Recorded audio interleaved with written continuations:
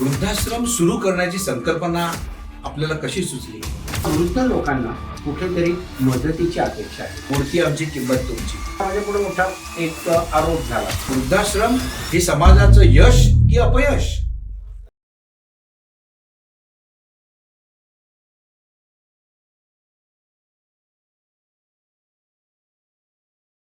नमस्कार.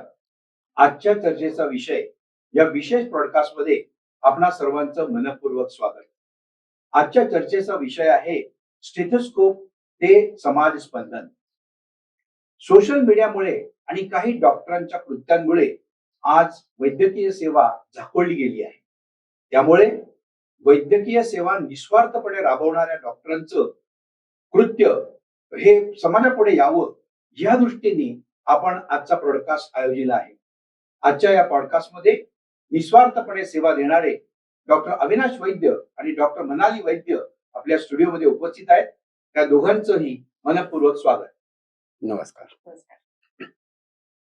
आज आम्ही आपल्या बरोबर वैद्यकीय, सामाजिक बांधिलकी जमणारे उपक्रम, धार्मिक आणि आध्यात्मिक उपक्रमांबद्दलची माहिती समाजापुढे ठेवणार आहोत. डॉक्टर अविनाशजी, मी तुम्हाला पहिला प्रश्न असा विचारू इच्छितो की आपण वैद्यकीय सेवा करत असताना सामाजिक बांधिलकी ठेवून काम करण्याचा, उपक्रम करण्याचा, विविध प्रकल्प करण्याचा संकल्प कधीपासून सुरू केला? श्रीराम, खरं सरांनी खूप छान प्रश्न विचारलाय आणि जिथं जातो तिथं मला हा प्रश्न विचारण्यात येतो की या पाठीमागची प्रेरणा काय, हे तुम्हाला कसं सुचलं, केव्हा सुचलं आणि का तुम्ही हे सगळं अंमलात आणलं. तर ह्या गोष्टी अशा ठरवून कधी घडत नाहीत. या गोष्टीसाठी या सगळ्या गोष्टी, या सगळ्या उर्मी रक्तातच असाव्या लागतात. आणि अगदी लहानपणापासून माझा ओढा या सगळ्या विषयात पहिल्यापासून होता. त्यामुळे हे घडत गेलं, आपोआप घडत गेलं, निसर्ग क्रमानुसार घडत गेलं आणि आज हा काही जो काही छोटा मोठा संचित उभारलेला आहे त्याचं श्रेय त्या सगळ्या गोष्टींना आहे. खूपच छान. डॉक्टर मनाली, तुम्ही डॉक्टर अविनाश यांना जोडीदार निवडताना कुठले निकष ठेवले होते की आपल्या आपसुकच तुम्ही सामाजिक बांधिलकीमुळे त्यांच्याबरोबर उपक्रमात सहभागी झाला? अगदी साध्या अपेक्षा होत्या. वैद्यकीय व्यवसाय करणारा, निर्व्यसनी, पैशाच्या मागे न धावणारा आणि काहीतरी सामाजिक जाण असणारा असा साथीदार हवा होता. ओके. तर दोघांनाही हा प्रश्न आहे की एवढे उपक्रम राबवताना आपल्याला कुटुंबाची साथ कशी लाभली? हो, हाही एक मोठा आम्हाला मिळालेला एक कुटुंबियांकडनं मिळालेला पाठिंबा आहे. जरी आम्ही आमच्या कामात व्यस्त असलो आणि घरच्या काही कार्यक्रमांमध्ये आम्ही येऊ शकलो नाही, भाग घेऊ शकलो नाही, तरी त्यांनी कधी नाराजी व्यक्त केली नाही. त्यामुळे हा एक मोठा आम्हाला पाठिंबा मिळालेला छान, आहे. कुटुंबाची आणि साथ मिळाली. त्याबद्दल हो, आणि त्याबद्दल मी त्या सर्वांची मनःपूर्वक ऋणी आहे. डॉक्टर, समाजसेवक, आध्यात्मिक व्यक्तिमत्व आणि कुटुंबवत्सल आजोबा याचा मेळ घालताना तुम्ही वेळेचं नियोजन कसं केलं? खरं म्हटलं ना तर माझ्या घड्याळाला परमेश्वराने 48 तास दिलेले आहेत वा. आणि त्यामुळे या सगळ्या गोष्टींचा सुंदर मिलाफ, सुंदर गोफ अजूनपर्यंत तरी मला सहज शक्य आहे. छान. म्हणजे वेळेचं नियोजन केलं, तुम्ही रिसोर्स मॅनेजमेंट पण केलं.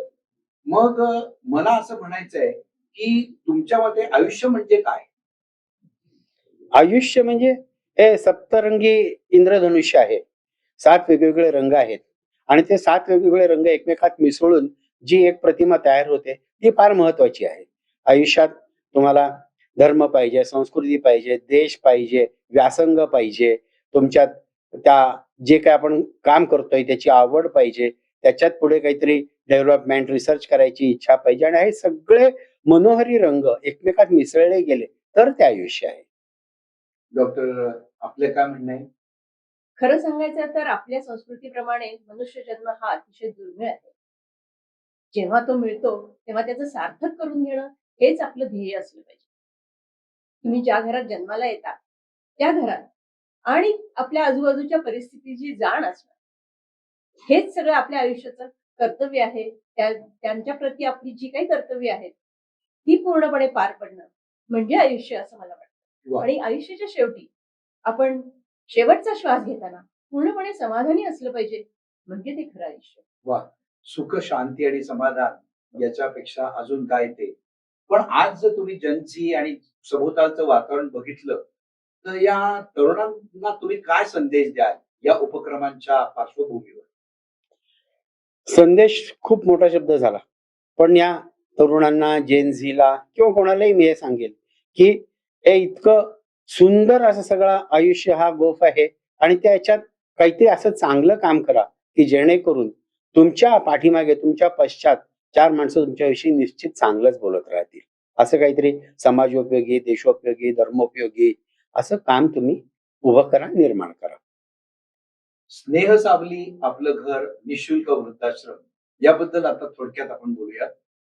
वृद्धाश्रम सुरू करण्याची संकल्पना आपल्याला कशी सुचली? अगदी लहानपणापासून मी वृद्धांचे प्रश्न पाहत होतो. वृद्धांचं वागणं, बोलणं, हसणं, चालणं याचं निरीक्षण करत होतो.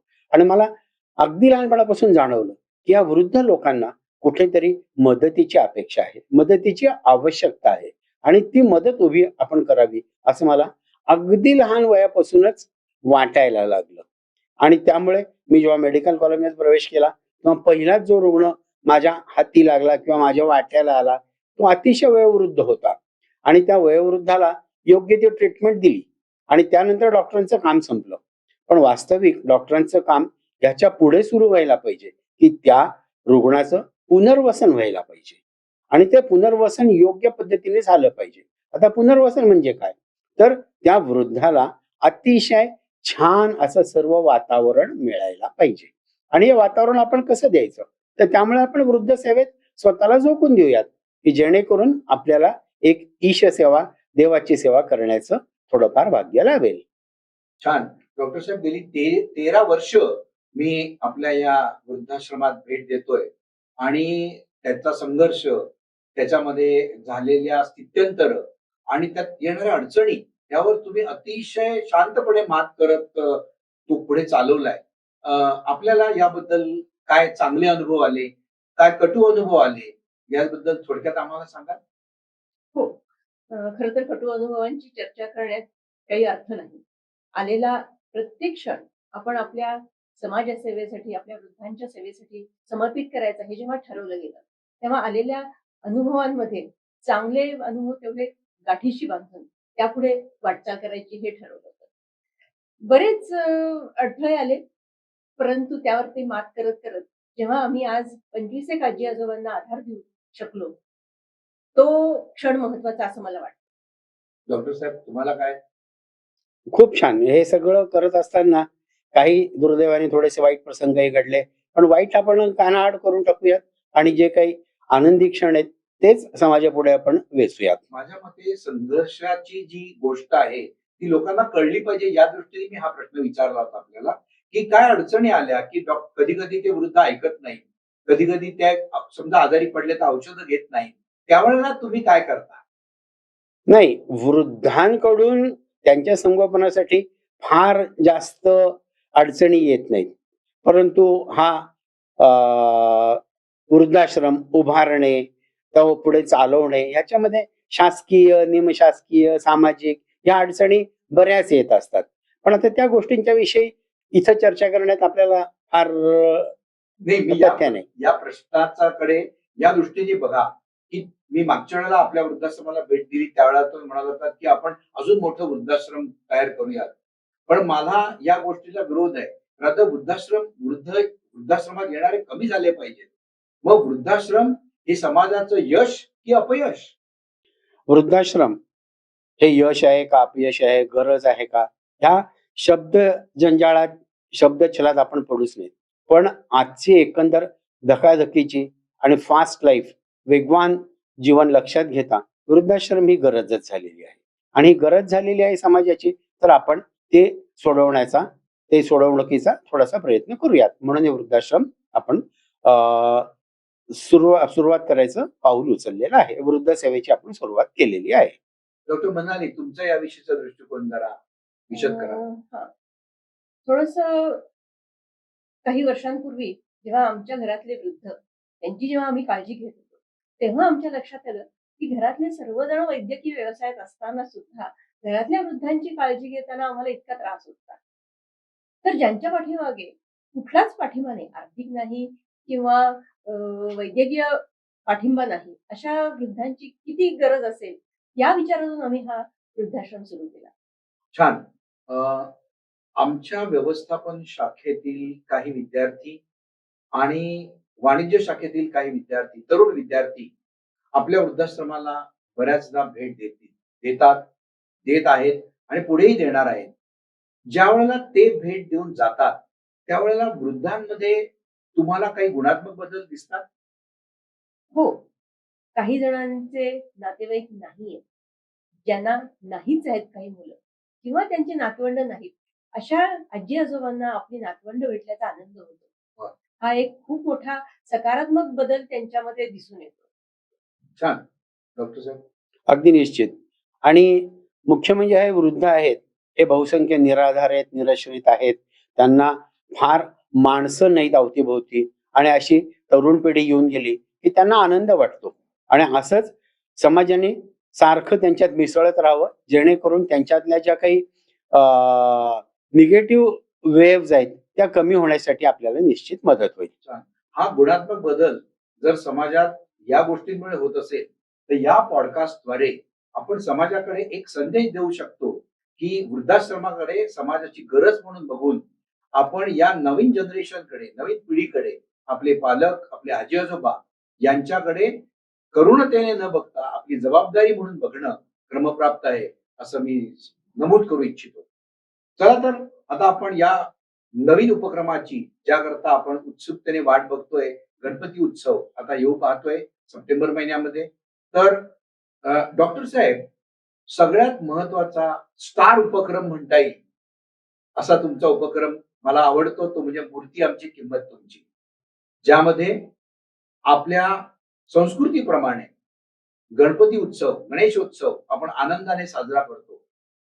तर ह्या संकल्पनेची सुरुवात तुम्हाला सुचली कशी?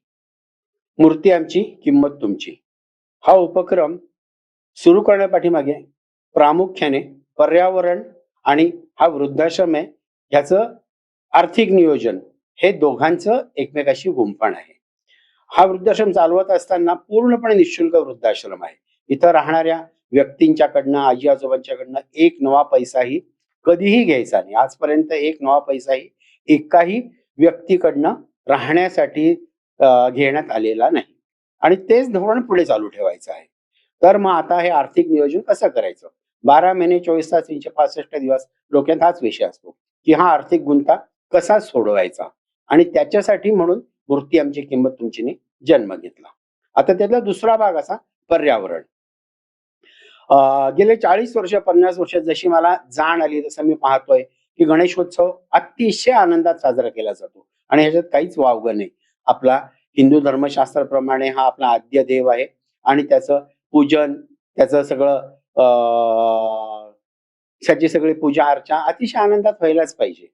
तर हे पूजा अर्चा होत असताना फक्त एक गोष्ट मनाला खटकत होती की गणपतीच्या ज्या मूर्ती आहेत त्या प्लॅस्टर ऑफ पॅरिसच्या असतात, त्याच्यामध्ये वेगवेगळे घटक पदार्थ टाकलेले असतात आणि त्या गणेश मूर्ती घडवल्यानंतर त्याच्यावरती रंग देण्यात येतात. ते रंग असतात ते पूर्णपणे रासायनिक रंग आहेत, कारखान्यात निर्मिलेले रंग आहेत. तर अशी ही मूर्ती आहे की जेव्हा आपण आपल्या धर्मशास्त्राप्रमाणे अनंत चतुर्दशीला किंवा आपल्या आपल्या ठराविक वेळेनुसार जेव्हा विसर्जित करतो तेव्हा हे सगळं पाण्यात उतरतं आणि ते पाणी दूषित करतं. आज पाणी हा कळीचा प्रश्न आहे. विचारवंत म्हणतात की जर तिसरं महायुद्ध खेळलं गेलं तर त्या पाण्याच्या प्रश्नावरूनच खेळलं जाईल. मी परत विधेयकाने प्रार्थना करतो की अशा पद्धतीची युद्ध या भूमीवरती कुठेही घडू नयेत. परंतु तरीही पाण्याचा प्रश्न इतका महत्वाचा आहे आणि जर ह्या मानवी इतिहासात, उत्क्रांतीच्या इतिहासात सर्वात उत्क्रांत असलेल्या मानवाने जर पाणी दूषित करायचं म्हटलं तर तो निश्चितच मोठा गुन्हा आहे. त्यामुळे पाणी दूषित व्हायला नको, अशा पद्धतीने आपण हा सण साजरा करायचा. म्हणून मग मी स्वतःच एक मातीची मूर्ती तयार केली, जशी जमेल तशी. मी कलाकार नाही, माझ्यात सुबकता नाही, ओबडधोबडपणा आहे, पण जशी जमली तशी गणेशाची मूर्ती तयार केली. आणि त्या मूर्ती तयार केल्यानंतर त्याला रंग द्यायचे, परत आपल्याला रासायनिक रंगांना पाटा द्यायचा आहे. मग नैसर्गिक रंग बघितले. हळद, कुंकू, बुक्का, गेरू, गुलाल, फळाफुलांचा अर्क याच्याने ही मूर्ती रंगवली आणि ती मूर्ती छान झाली. मग आता त्या मूर्तीचा मी डिस्प्ले केला. गावभर, समाजभर जिकडं जिकडं मला काही थोडासा स्कोप मिळेल तिकडं त्या मूर्तीचा डिस्प्ले केला आणि लोकांना ती मूर्ती आवडली. खरोखर छान मूर्ती आहे. आणि मग त्यानंतर मी ठरवलं की आता थोडंसं मास स्केलवरती आपण हा सगळा उपक्रम राबवायचा. म्हणून मग मी लोकांना समजावून सांगायला लागलो की जर खरोखर आपल्याला देव उत्सव साजरा करायचा असेल तर असा उत्सव काय कामाचा की जो मला आनंद देईल. पण ही मूर्ती विसर्जित केल्यानंतर नदीच्या पुढे असणाऱ्या समाजाला काहीतरी मी आजार देईल, समाजाला काहीतरी धोका देईल, पिकांची नासाडी करेल, जमिनीची उत्पादकता कमी करेल, जमिनीची जे उत्पादन येईल त्याच्यामध्ये चांगुलपणा नसेल, त्याच्यामध्ये न्यूट्रिशस व्हॅल्यू नसतील, जलचर प्राण्यांना त्रास होईल, असं सगळं म्हणजे या इकोसिस्टीमला धक्का पोहोचणारं असं मी काहीही करणार नाही. अशा पद्धतीची गणेश मूर्ती मी तयार केली खूपच छान. आणि लोकांना सांगितलं की ही गणेश मूर्ती तुम्ही घ्या. तुम्ही आतापर्यंत जे काही गणेश बसवत आला होता गणेश मूर्ती त्याच्याऐवजी ही मूर्ती घ्या. कारण की ही मूर्ती पूर्णपणे नैसर्गिक आहे आणि पर्यावरण स्नेही आहे. आपल्या देशात एक शिखर संस्था आहे, राष्ट्रीय हरित लवाद, नॅशनल ग्रीन ट्रिब्युनल. त्यांच्या काही कॉम्प्लायन्सेस आहेत की गणेश मूर्ती कशी असावी. तर त्यांच्या कॉम्प्लायन्सेसला उतरणारी ही गणेश मूर्ती मी घडवली. आणि मी साधारणपणे 6 इंचापासून ते 3 फुटापर्यंत साधारणपणे सुमारे अशा गणेश मूर्ती घडवल्या. वेगवेगळ्या प्रकारात घडवल्या. म्हणजे दगडूशेठ हलवाई, लालबागचा राजा, बाजीराव पेशवा, जय मल्हार, मोरावरचा गणपती, अशा प्रकारच्या वेगवेगळ्या मुद्रेतल्या गणपतीच्या मूर्ती आम्ही तयार केल्या. माझ्याबरोबर माझे सहकारी होते, काही कसबी कलाकार आहेत. या सर्वांच्या प्रयत्नांनी आम्ही या गणेश मूर्ती तयार केल्या आणि जवळजवळ आम्ही 3, 3.5, 4,000 मूर्ती दरवर्षी घडवतो. वर्षभर हे काम चालू असतं आणि या मूर्ती आम्ही घडवतो. आमचा पेण जवळ स्वतःचा एक छोटासा पत्र्याची शेड आहे म्हणा, ज्याला मी कारखाना म्हणतो, असा तो कारखाना आहे आणि त्या कारखान्यात जवळजवळ वर्षातले 10 महिने हे काम चाललेलं असतं. आणि 6 कसबी कलाकार आहेत आणि बाकी आम्ही सगळे असे हौशी कलावंत आहोत. अशा सर्वांच्या मदतीने या गणेश मूर्तीची घडणावळ होते.